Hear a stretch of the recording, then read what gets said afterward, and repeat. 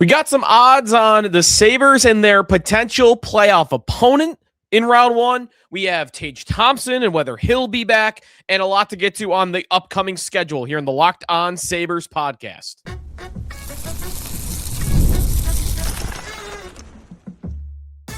Your Locked On Sabres, your daily podcast on the Buffalo Sabres. Part of the Locked On Podcast Network, your team every day. What is up, everybody? Welcome in to this Tuesday edition of the Locked On Sabres podcast. Thanks for making us your first listen every day. We are free and available wherever you get your podcasts. You can watch our show on YouTube. If you watch the show, sometimes things that we tease ahead of time, you can see on the little sidebar over here. It's one little advantage of watching along on the show. So be sure to check us out there, like and subscribe. Everydayers Club, a lot of fun. Get into our Discord. Right now, we had some good talks earlier today on that Discord. I'm throwing some poll questions in there as well. And also you get ad-free version of the show, all by being in our Everydayers Club. And right now, best time to get into our Everydayers Club, because if you go to lockedonsabres.supercast.com and use the promo code DEADLINE, you are going to get 1 month free. In fact, I think it might automatically even be on there for you. So go to lockedonsabres.supercast.com, 1 month for free. Check it out. See if you like it. If you don't, then you don't have to stick around. And if you do, and you like listening to the show without the ads, and you like, the community that we've built a little bit over on our Discord, then you hang around. It's a couple bucks a month, and you have a little bit of fun with us. So go check it out for the next little bit. You can get in on that and get a month free. Again, that's lockedonsabres.supercast.com. There's other perks. If you're ever interested in our Locked On Sabres merch store, you get discounts there and 60% off on other Everydayers Club, maybe like Joe Marino and the guys at Locked On Bills and the Locked On Squad show. So there's a lot of big perks with it. Stinky Joe DiBiase here on a Tuesday. We got a lot to get to on today's show.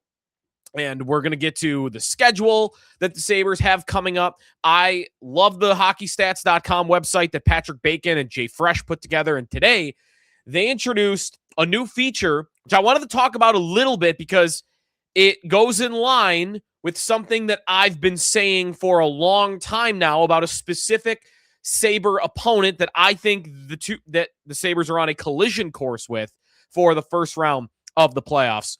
Get to that coming up in a little bit as well. And a trade idea that we have not even spoken a breath about that Kevin Weeks is reporting on today. And I want to ask that about the Sabres too in goal. A goalie trade idea. Again, this is one of those moments where if you watch the show, you know exactly who I'm talking about. If you listen to the show, it's fine. It's called a tease. You have to wait just a little bit longer.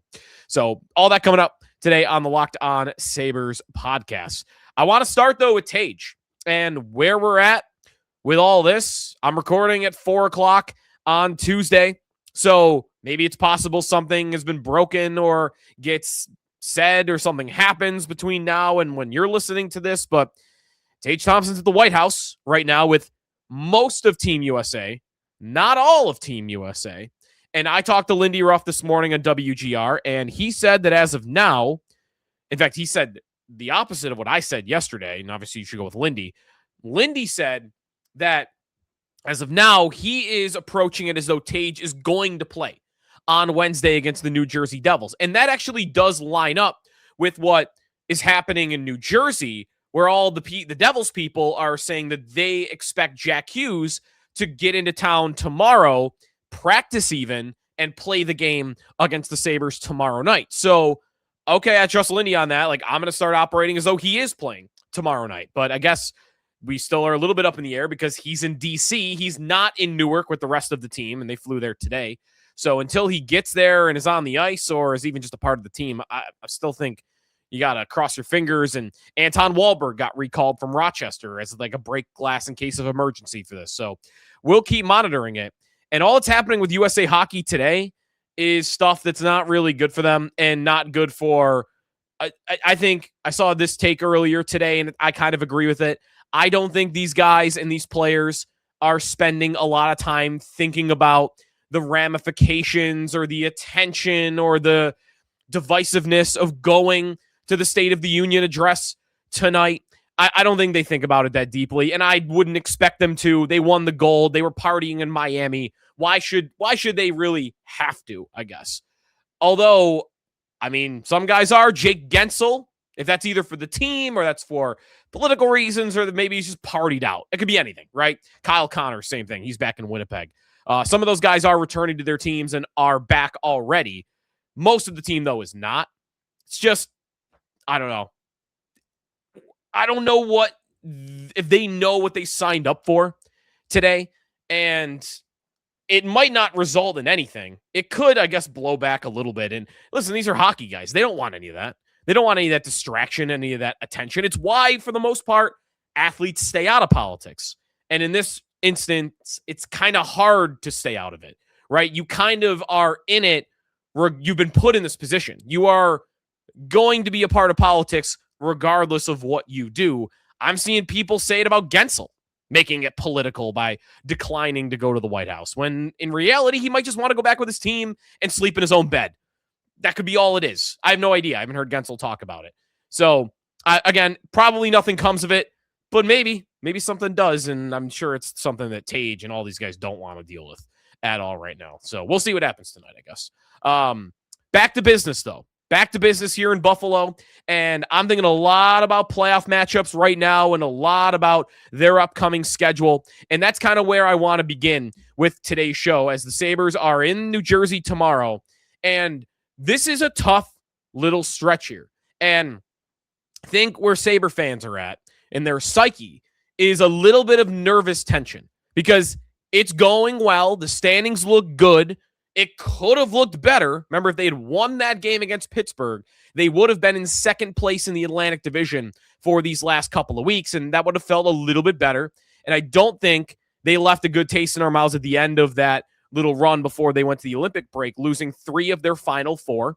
One of those was an overtime loss to the Lightning. They got beat decently by the Pittsburgh Penguins, a 3-goal loss in your final home game before you went to the break. And I think they've got a real stiff test coming out of this break in the next 3 games. They're all road games. And you've got the Florida back-to-back. And historically, they don't do well with the Florida back-to-back. A back-to-back against Tampa, the second of a back-to-back against Tampa, is never a good place to be.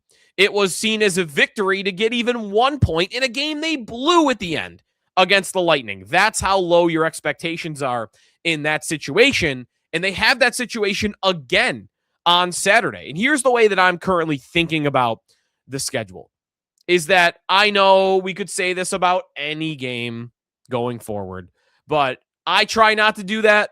Prisoner of the moment. Oh, tonight's game is a big one. Sure. But there are different degrees of big one. And it's relative to the expectation of the games that are around that game. And for me, the Devils are a weaker team that kind of had their season implode when they were chasing Quinn Hughes in the trade market and they weren't able to get it done. And that's a beatable team that has had bad goaltending for a lot of the season, and the Sabres would be expected to win against. Because you've got all those days off before and you're relatively healthy, you're missing Benson. Otherwise, though, you're looking pretty good. Josh Norris returning to the lineup. And you have the Florida back-to-back after that, which they don't do well with historically. Like, to me, the Devils game is big just in it would relieve the pressure for the fans, at least, of feeling like I got to do great on this Florida trip to feel like I'm still keeping pace with Montreal and Detroit and staying above Boston. Because right now, take the Devils game out of it. What feels acceptable for a back-to-back against Florida and Tampa on the road in 2 nights? 2 of 4? 2 of 4? 500 hockey against those 2 teams? I think that's acceptable. But to me, getting, let's call it 5 of a possible, let's say you do get 2 of 4. Getting 3 of a possible 6 in these 3 games, I want better than that. So to me, you get the win against the Devils, and you now have the pressure off you a little bit to say, it's okay if we only get 2 of the 4. and you walk away from it getting 4 of a possible 6. I think staying just above 500 hockey is the best way to look at it. And in these 3 games, all on the road, if you want to do that, then the Devils are the most beatable team. That's really a long story short of saying I think the Devils are the most beatable team that they will play. And I think Luukkonen is likely to get the start. So, okay, let's see what he looks like out of the break. Jack Hughes and Tage Thompson are equal question marks for this game, even if they play. What kind of form are they in? They've been partying in South Beach for the last couple of days. So I don't know, but it's their best forward against your best forward, so I'm going to consider it a bit of a wash. Then you play Vegas at home. It doesn't, to me, soften up until after your first 4 games. Get out of those 4 games, get 6 of 8, get 5 of 8. 5 of 8 even would be better. Or not, wouldn't be better. Definitely wouldn't be better, but it would be acceptable. And then you got a little bit of a softer period. You got a game against Pittsburgh, you got a game against Nashville at home, San Jose, Washington, all at home, by the way. You got a 5-game homestand after that road Penguins game. And to me, getting through 4 of the next 5 on the road, 4 of the 5 against really good teams, all 4 of the 5 against, teams that I think are primed to make a run down the stretch here, if I do include Florida into that group, which I guess we'll see, but they're dangerous. It's going to be a tough little stretch here. If they can get through it, you get a little bit of a soft stretch after that, and that's when you can start to solidify your playoff positioning. Also, these 5 games are all before the trade deadline, and solidifying your playoff spot will only increase the odds, I think, that you can really go for it and feel like you're making a real difference to your cup chances. So that's what we got coming up in the next couple of weeks. But when we come back, hockeystats.com, great website, good analytics, JFresh Hockey and Patrick Bacon, they introduced a new feature about round 1 matchup probabilities. And I want to tell you who is the most likely Sabre first round opponent by far, a team we've talked about a lot on the show, when we come back here on Locked On Sabres.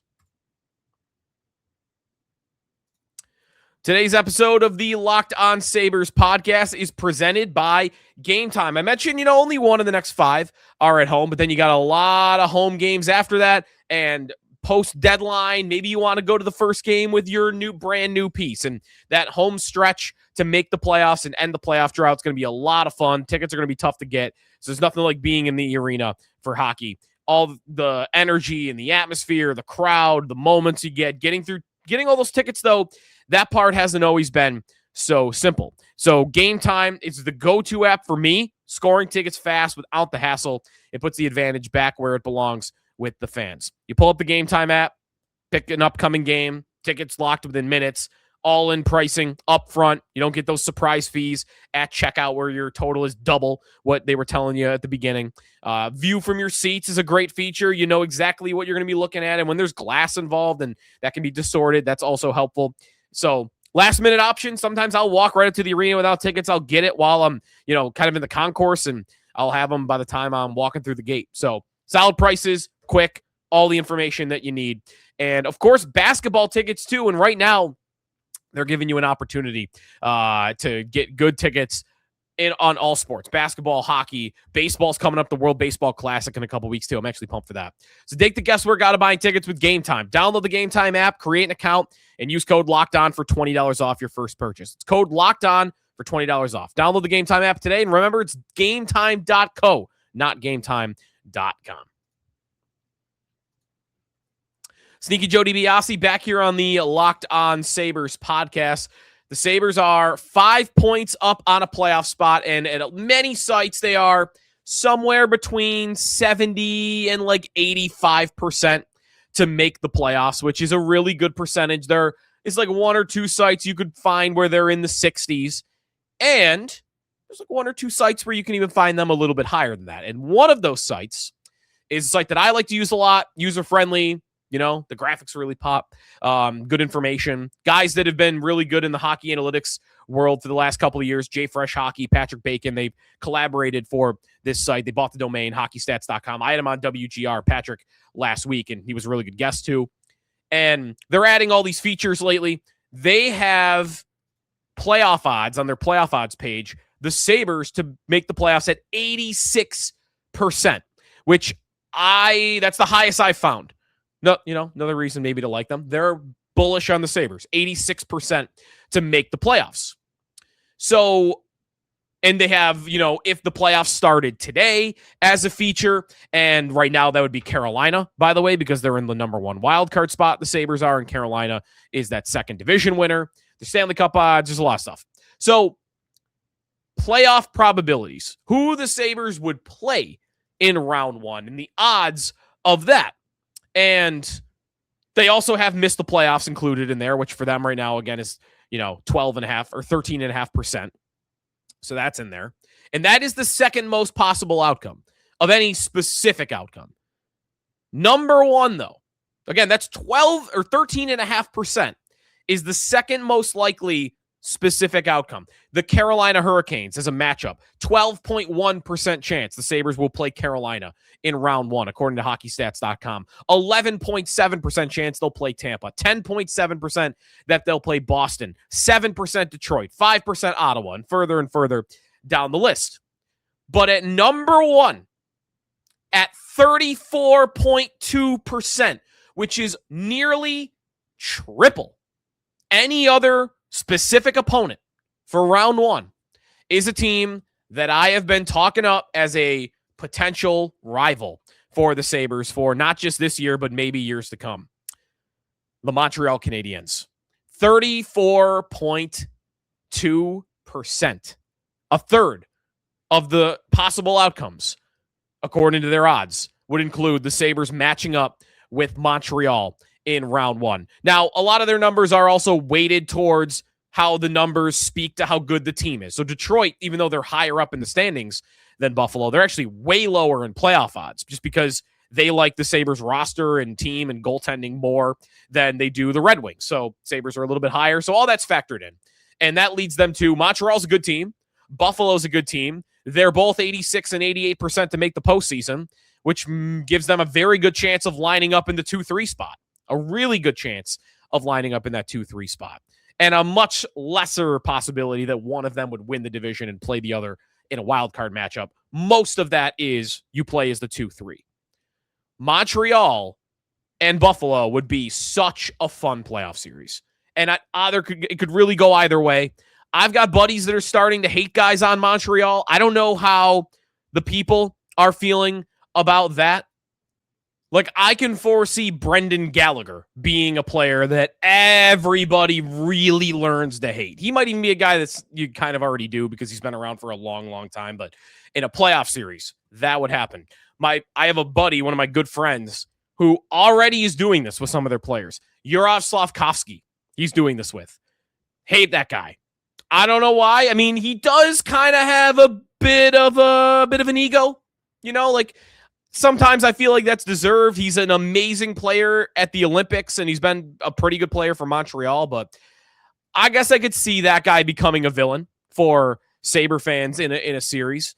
I don't know that Cole Caulfield or Lane Hudson would be that.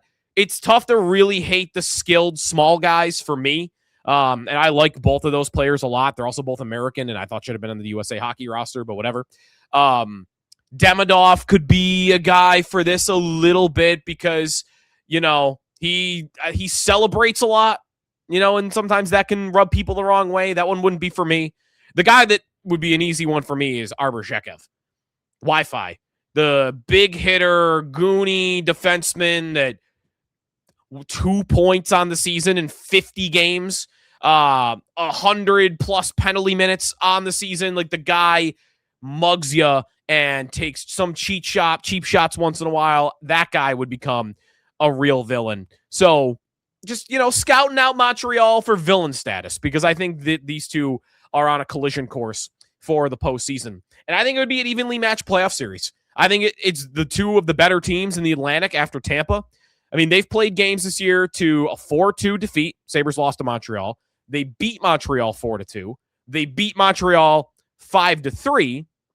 And they lost 4-2 earlier in the year. So all 2-goal games, a lot of those had empty netters, and it's been a pretty even matchup over the course of 4 games. I mean, it would be a tight playoff series. And again, that's just one site's odds, but I like their site a lot. and they have it as the most likely playoff matchup for Buffalo, and by a ton. Again, it's 21% higher than any other possibility is that they would play the Canadiens. And honestly, even though I like Montreal as a team, I mean, I think Detroit's the dream scenario because I think the Sabres would beat Detroit and they could even do it in like 5 or 6. Playing Montreal is way better than playing Tampa or Carolina. Way better. And getting one of those top 3 spots is going to be important. I kind of have my attention in 2 places right now. It's making sure you get in, making sure you get that playoff berth, break the playoff drought, and in addition to that, try to get one of those top 3 spots because there is a real advantage to that. Okay, when we return, a goalie trade idea that maybe a lot of teams fans are going to be talking about coming up, and we'll throw it in there for a Sabres idea coming up on the Locked On Sabres podcast.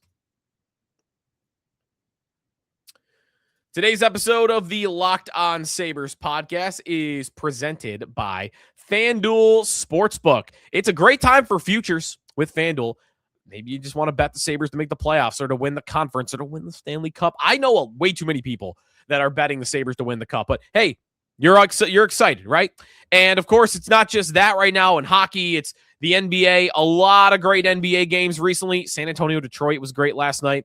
If you've ever wanted to experience the NBA Finals live and in person, that's a great event to go to.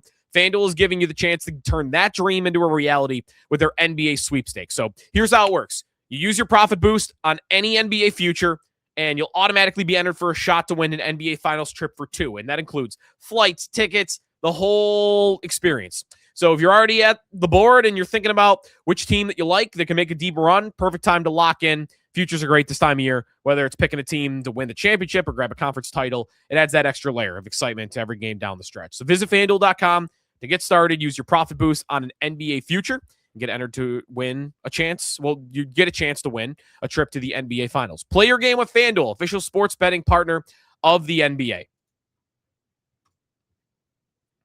Wrapping things up here on the Locked On Sabres podcast, the Sabres and the Devils tomorrow night. We are also getting very close to the NHL trade deadline, which is coming up on March 6th. So you've got, I think it's a week from Friday. Yeah, a week from Friday. So what is that, 10 days until we get to the deadline, and only 5 games, as I mentioned earlier. 5 games until they reach that deadline, the 4 road games, and then the home game against Vegas. There are going to be a lot of names that are thrown out there in the next 10 days that we'll talk about as ideas to be acquisitions for the Sabres. To me, like almost anything should be on the table as a thought experiment, at least, for this team, because they're going to be a buyer, and you should be aggressive when you're trying to make the playoffs with a 14-year playoff drought. And there's no position on the team that I really think you couldn't make a case for adding at. I think the only one I would say is offensive defenseman. Like a top 4 guy. Like, to me, Dougie Hamilton, who's available allegedly in New Jersey, is not really worth talking about. I just don't think it makes any sense. The Sabres have 4 guys like that already. So some of them are, going to be non-starters, but most I think are ideas. Non-starter or good idea. In goal. What about a guy who has 2 Vezina trophies, is going to make the Hall of Fame, and has won the last 2 Stanley Cups in goal? I'm talking about Sergei Bobrovsky. And I'm not pulling that out of thin air. I had no intention of, when I woke up this morning, of talking about Sergei Bobrovsky on the show. But I was looking for a good trade idea to talk about. And there was Kevin Weeks, middle of the day. He tweeted that the Panthers, who have not extended Sergei Bobrovsky, he'll be a free agent at the end of the year. Now, he is 37 years old. We're talking about an older goaltender. And he said that right now it's a very interesting situation, given that he's a pending UFA. Keep an eye on Sergei Bobrovsky. And Weeks throws a lot out there, and a lot of times he is right. Once in a while, though, nothing ends up happening. But that's a lot of insiders, right? Bobrovsky as an idea. And this is going to be not just about Bobrovsky, but about the idea of trading for any goaltender at this deadline, because the Sabres have 3 of them. And What do they think about that going down the stretch? It's become a strength of theirs because a guy's been injured all the time and they've needed the other two. So it's worked to this point. But is there an appetite from the Sabres to say, all right, let's buckle down here. Let's pick one guy that we want to ensure is a part of this thing going forward, and let's pair him with an upgrade somewhere else, from somewhere else. And we'll go with two, but a stronger two than the three that we have right now. What is that as an idea? I don't think it's a bad idea, but I just have never seen the name that makes sense for that that's available. Sure, if Connor Hellebuck was available today, I'd say let's go get him. Let's be aggressive and go get him. But he's not. I don't think. He's on a bad team. And I think we're just excited because he won the gold and it was amazing. I don't think he's available. He was 2 years ago, and a lot of Sabre fans didn't want to trade Devin Levi for him, but that's a story for another day. Check my Twitter if you don't know what I'm talking about. Bobrovsky, just on the name power, might sound like he fits this description of, oh, let me turn two guys into one, and let me bring in Bobrovsky. I don't mind that he's older. I'm trying to win right now, and he's got a pedigree. He is, again, Vezina winner, Cup winner, Malta for both, and going to make the Hall of Fame. However, the thing you should be a little bit concerned about is while, yes, he's been very good the last 2 years as they've won back-to-back Stanley Cups, and his numbers in the playoffs have been awesome. Four playoff years in a row after he had this long reputation that was backed up with evidence that he had not been a good playoff goalie. 4 years in a row for Florida. He's been awesome. Is he going to be awesome this time? Because he is one of the worst goalies in hockey this year. And he's on a lesser team, and that could be impacting this. But the age scares me a lot. So the 2-for-1 goalie trade idea. And Florida, I think Florida would have reason to be interested in that. Like, to me, if I'm the Panthers, I'd call Buffalo, and I would say, hey, you guys want Bobrovsky? He's going to be a free agent, but you guys look like you're headed into the playoffs. Maybe he gets hot and you guys go on a deep run like we did. That'd be my sales pitch. And I'm looking at the Sabres and saying, why don't you send over a couple of your younger guys? Send over Colton Ellis because he's had some good moments as a rookie. And while you're at it, why don't you send over our old friend Devin Levi? A trade back. Send Levi back over here. And they'll go forward with, Ellis, Tarasov, and Levi, and cross your fingers that one of the three are going to be really good. It's an idea.